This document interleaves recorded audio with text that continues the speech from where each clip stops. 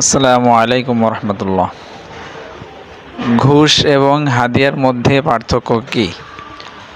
ঘুষ হলো স্বাভাবিক এবং বৈধ উপায়ে উপার্জিত অর্থের উপর অবৈধ পন্থায় অতিরিক্ত কিছু গ্রহণ করা।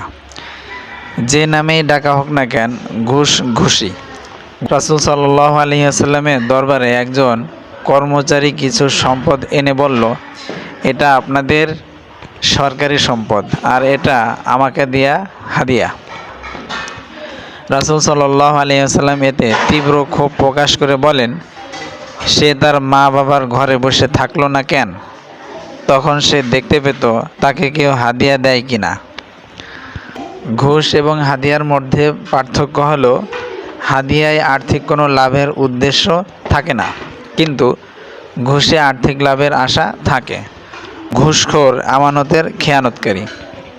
রাসূল সাল্লাল্লাহু আলাইহি ওয়াসাল্লাম বলেন, আমি যাকে ভাতা দিয়ে কোনো কাজের দায়িত্ব প্রদান করেছি, সে যদি ভাতা ছাড়া অন্য কিছু গ্রহণ করে তাহলে তা হবে আমানতের খেয়ানত।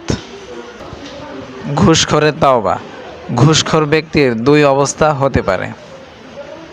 এক, হয়তো এমন এক ব্যক্তির কাছ থেকে ঘুষ নিয়েছে যে বাধ্য হয়ে নিজের হক রক্ষার স্বার্থে একে ঘুষ দিয়েছে। এক্ষেত্রে ঘুষ গ্রহীতাকে অবশ্যই টাকা ফেরত দিতে হবে যার কাছ থেকে সে ঘুষ নিয়েছে, কেননা সে তাকে বাধ্য করে এই ঘুষ নিয়েছে। এর বিধান হলো জোর করে অর্থ আত্মসাতের হুকুমের মতো। বেচারা নিরুপায় হয়ে তাকে ঘুষ দিয়েছে, তাকে না পাওয়া গেলে তার ওয়ারিশের কাছে এই টাকা পৌঁছে দেবে। ওয়ারিশ খুঁজে পাওয়া না গেলে জাকাতের উপযুক্ত কাউকে দান করে দেবে। 2, ঘুষ গ্রহণ করেছে এক জালিমের কাছ থেকে।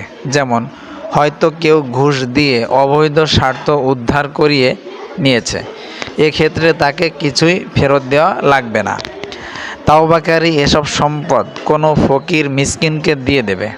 পাশাপাশি সে আল্লাহর কাছে তাওবা করতে থাকবে, কেননা সে অন্যায়ভাবে কাউকে কিছু অর্জন করার সুযোগ দিয়েছে।